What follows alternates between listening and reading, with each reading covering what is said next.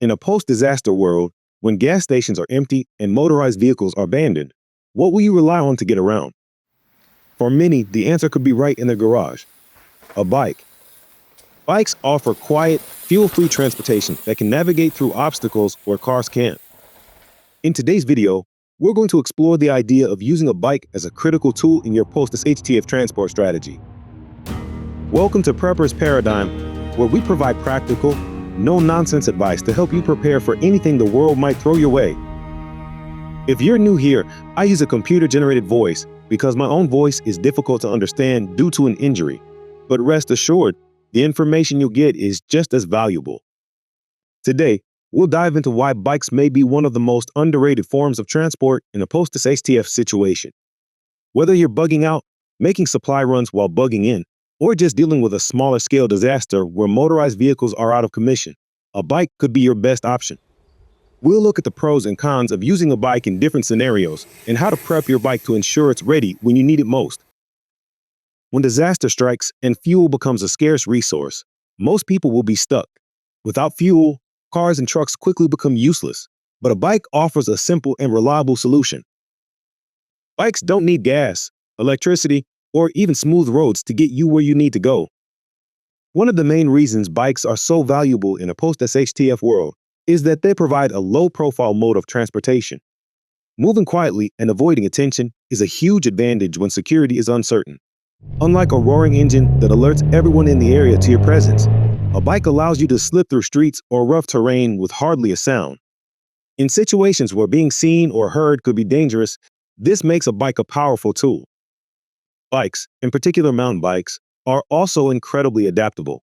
Whether you're in an urban environment with debris blocking the roads or out in the countryside needing to move across rough terrain, a bike can handle obstacles that would stop a car in its tracks. Damaged roads, fallen trees, or narrow paths that are impossible for vehicles to navigate are no problem for a mountain bike. That makes them ideal for moving quickly in environments where cars and trucks would get stuck. They're lightweight and portable too. If you need to carry it over rough patches, climb over obstacles, or even stow it inside for security, it's easy to pick up a bike and go. Try doing that with a car or even a motorcycle. Another major benefit is that bikes help you maintain physical fitness. When you're in a survival situation, staying fit and having the endurance to keep going can make the difference between life and death. So, while bikes might not be the first thing you think of when planning your transport options, their simplicity, adaptability, and low profile make them a valuable part of any prepper's strategy. Let's talk about into the advantages of using a bike as your primary form of transport in a post-SHTF world. There are a lot of benefits to relying on a bike, especially when other vehicles may not be an option. First, bikes are silent and stealthy, but you can travel much faster than on foot. In a survival scenario, staying under the radar can be the difference between safety and danger. A bike doesn't produce the loud noise of a motor, making it ideal for traveling quietly. You can move through urban or rural areas without drawing unwanted attention to yourself or your supplies. Next, bikes don't rely on fuel. This is a huge advantage when gasoline becomes hard to find or too expensive to use. You won't have to worry about siphoning fuel, standing in long lines at gas stations, or competing with others for limited supplies. Your bike runs on your own energy, which means you're in control of how far you can go. Bikes are also highly mobile. Whether you're navigating city streets filled with debris or winding your way through the woods, a mountain bike, for instance, is built to handle rough terrain. Bikes can get through areas that would stop a car in its tracks. If there's a roadblock, fallen trees, or other obstacles, you can easily weave through or carry your bike over them. They're lightweight and portable. One of the biggest advantages of a bike over any other form of transportation is how easy they are to transport. If the road becomes impassable, you can pick up your bike and carry it until you reach smoother ground. You can also easily hide your bike, for example, while scavenging for supplies. That flexibility can make all the difference in a crisis. Bikes are relatively inexpensive and low maintenance. Compared to motorized vehicles, a decent bike is much cheaper to buy and maintain. They don't require regular fuel or oil changes, and with just a small stock of parts, like spare tires, chains, and inner tubes, you could keep a bike running for years after SHTF. Simple tools and basic mechanical knowledge are usually enough to keep your bike in good working order. making it a reliable option over the long term.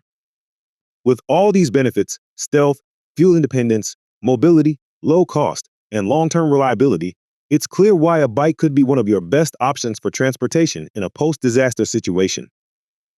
While bikes have many advantages, they aren't without their limitations, especially in a post-SHTF scenario. First, there's the limited carrying capacity.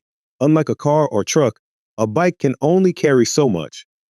While there are ways to increase storage, like adding saddlebags, baskets, or even pulling a small trailer, you're still going to be restricted compared to the hauling power of a motor vehicle. This makes bikes better for short supply runs or personal transport, but not ideal for moving large amounts of gear or people. Next, you're more vulnerable on a bike.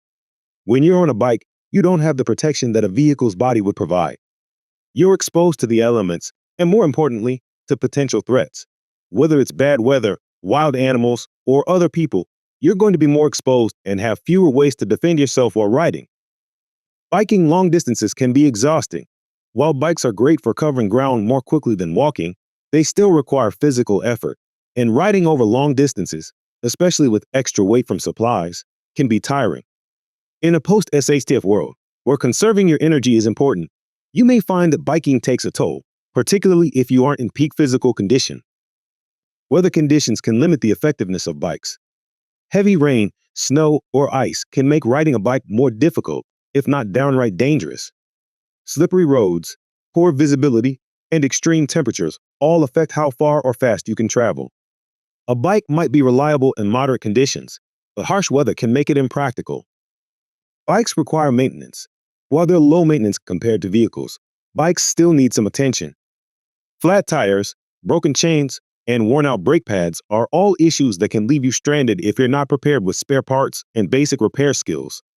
Keeping your bike in good working order will be critical to making sure it stays reliable. So, while bikes offer many advantages, like any tool, they come with trade-offs. Understanding these limitations is key to making an informed decision about whether or not to rely on a bike as part of your overall survival strategy. Bikes can serve different purposes depending on the situation you find yourself in after SHTF.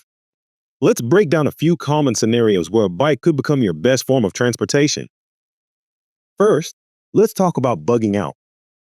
When it's time to leave your home and head for a safer location, a bike can offer several advantages over other forms of transportation. If roads are blocked by debris or gridlocked with abandoned cars, a bike allows you to navigate through traffic jams or off-road paths with ease. While it might not be your first choice for long-distance travel, a bike is a great backup if fuel supplies run out or roads become impassable for motorized vehicles. Adding a small trailer can help carry essential gear, and your bug-out bag can fit in saddlebags or a basket, allowing you to travel light and fast. Next, consider using a bike for supply runs during bugging in. Let's say you've decided to stay put and ride out the crisis at home. Even if you have a stockpile of supplies, there may come a time when you need to resupply. Whether you're heading out to search for supplies, foraging for food, or bartering with neighbors, a bike allows you to make quick, low-profile trips without wasting fuel. You can move quietly through your neighborhood or the countryside, pick up what you need, and return without drawing too much attention. While a bike has limited cargo space, it's still a reliable way to transport food, water, or medical supplies over short distances. Finally, bikes can be a valuable tool for day-to-day transport during smaller disasters.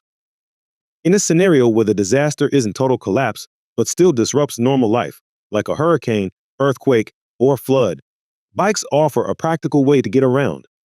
Roads might be blocked, fuel might be in short supply, or public transport could be shut down, but bikes remain unaffected. You can use your bike to commute, check on loved ones, or reach essential services like medical facilities. Unlike cars, which can be rendered useless by road damage or fuel shortages, bikes can continue functioning as long as you're able to pedal. So whether you're bugging out to a safe location, making quick supply runs from home, or just trying to get through a temporary disruption, a bike offers flexibility and reliability when other forms of transport fail.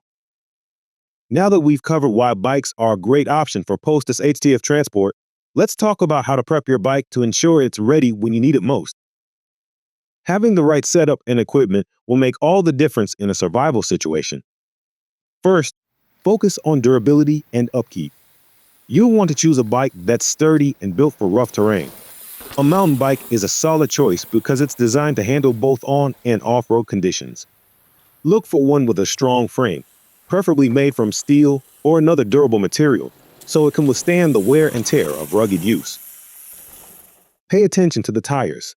Opt for puncture-resistant ones and keep a few spare inner tubes on hand. In a post-SHTF world, you won't have the luxury of running to a bike shop, so you'll need to handle maintenance yourself. Stock up on basic parts like extra brake pads, chains, and lubricants for keeping the chain in good working order. These simple items can keep your bike running for years after SHTF. Next, think about increasing your carrying capacity. While bikes don't have the same storage space as cars, there are ways to enhance what they can carry. Adding saddlebags or panniers is an easy way to increase storage without sacrificing mobility. You can also attach a basket or rear rack to hold extra supplies. If you need to transport more gear, consider investing in a small bike trailer. These trailers can be extremely useful for hauling heavier loads, whether it's supplies, water containers, or even firewood. Prepping your bike with these additions ensures it's ready to carry what you need when resources are limited. Stealth is another consideration. In a post-SHTF world, staying low profile is key to avoiding unwanted attention. Consider camouflaging your bike if you're in a rural area or painting it in neutral tones to help it blend in with the environment. Reflectors and bright-colored paint that are useful in normal times might actually make you a target in a collapse situation, so take steps to reduce visibility when necessary. Security and defense are also important. Your bike may become one of your most valuable assets in a post-SHTF world, so you'll want to keep it secure. Invest in a strong bike lock, preferably one that's durable and hard to cut. Even though theft may not be your top concern in certain areas, a simple lock can prevent opportunists from walking off with your ride. If defense is a concern, you can even look into mounting a small holster or other defensive tool for easy access while riding. Having the ability to protect yourself while staying mobile could be critical in hostile environments. By prepping your bike with the right tools, accessories, and strategies, you're ensuring that it will remain a reliable part of your survival plan. Whether you're using it for short supply runs or longer distance travel, a well-prepared bike can serve as one of your most dependable assets in a post-SHTF world. We've covered a lot of ground in this video, from why a bike is a valuable asset in a post-SHTF scenario to how you can prep one to be ready when other forms of transport fail. While it has its limitations, the bike offers stealth, fuel independence, mobility, and long-term reliability, qualities that are essential in survival situations. Whether you're bugging out, making quick supply runs, or just navigating a disrupted world, a well-prepped bike could be the key to staying mobile and adaptable. But, like with any tool, it's important to understand both the strengths and weaknesses of using a bike as your primary form of transportation. By considering the pros and cons and prepping your bike with the right equipment, you can turn it into a valuable part of your overall survival strategy. If you found this video helpful, be sure to give it a thumbs up and subscribe for more practical prepping advice. We'd also love to hear your thoughts. Do you have a bike prep for emergencies? How do you plan to use it in a post-SHTF world? Drop a comment below and let us know your thoughts. Thanks for watching, stay safe, and we'll see you next time.